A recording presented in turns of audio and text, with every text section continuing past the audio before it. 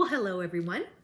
Today I'm going to be talking about a bread recipe. I hopped over to the bread section, which I have not done yet. And I'm fairly good with bread. I'm getting better. I wouldn't say it is my specialty by any means, but I am getting better with my bread. So these just look so yummy. These are a chocolate hazelnut brioche bun. Take a look at those bad boys. Yeah. And they do take a little time to make because it is an enriched dough. It has to rise. Then you know, form them and then they rise again. So you would want to make sure you give yourself a day to be able to make these. So I'm just going to show you my video and then I'll come back and tell you my thoughts about it. So again, as always, there's their picture. I have assembled the ingredients there. Don't you love all my fancy little cooking bowls? Not really.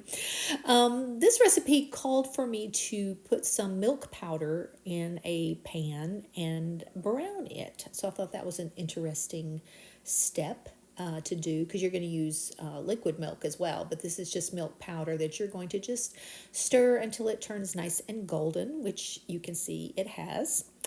And then you're going to mix it along with the other dry ingredients. Just whisk them all together before you add the wet ingredients. So I have it in my stand mixer and I'm going to start adding the milk and eggs and butter that you'll see coming up.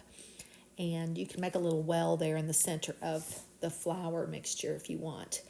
So yes, yummy butter going in, and then you're just going to let all of those ingredients get to know each other. I use the dough hook because we're making dough. And then you will let it run until it gets to be a nice elastic ball of dough. Pulls away from the sides really nicely. And of course, with any bread, you're going to let it rise. So I've covered mine up to let it rise. And while it's doing that, I want to show you the pastry rings that this recipe calls for. And I didn't mind getting these because there's other recipes that I can use with these. So they basically just hold your little bun together there for you. There's my filling. I've got some hazelnuts, some Swedish pearl sugar, which adds a nice little touch, and of course my hazelnut mix.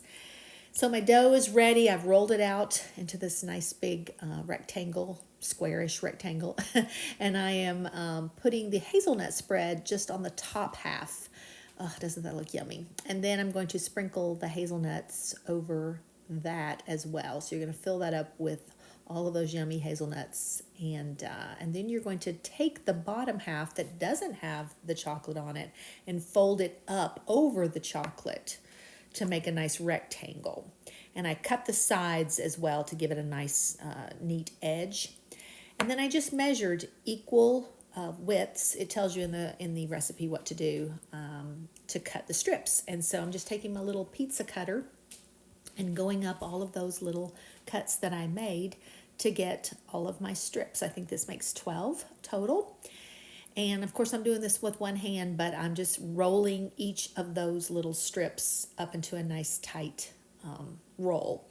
Again, I think I said in the opener, or maybe I'll tell you in a minute, I think I should have made the rolls tighter because you want to take that bottom end and tuck it underneath. But you put them inside the rings, and you're going to let them rise again. And then you're going to put a little milk on top and put some more hazelnuts. I would highly advise using blanched hazelnuts here, not ones that have already been roasted, because they'll cook a lot faster and be darker. But there you go. They've been baked, and whoa, they got a little wonky there, so I need to work on my rolling technique because they did not turn out well. They tasted great, but they didn't look as good. So there's theirs. There ours are mine again. And, you know, just have fun with it. They don't have to be beautiful and perfect, but I'm a perfectionist, so I'd like to make them again and make them better. But they tasted very, very yummy. So, again, there is a photo of mine. So, as you can see, mine turned out fairly well. They don't look exactly like the picture, but I think it had a lot to do with how I rolled them. I think they need to be rolled a little tighter. I know that in a lot of rolls or buns, you twist them and then do the spiral. And I did not do that with these because it didn't tell me to do that but if I make them again, I will. But they did taste yummy. They were a little bit bland for me. I think it's just because I'm used to like a cinnamon roll that has a thick frosting on it and kind of gooey, which you could probably do that with these if you wanted to. But they were very good. The people that I gave them to and quite enjoyed them as well. So I did bake mine about 5 minutes less than what it called for in the recipe. And yeah, yummy. Chocolate, hazelnut, brioche. What's not to like about chocolate and hazelnuts? So yeah. So try these for yourself. I would highly recommend that you make them, and I'm going to try to attempt to make them again and see if I can get better on my coiling up so that they'll stay nice and tight together. So, but anyway, yeah, it was great.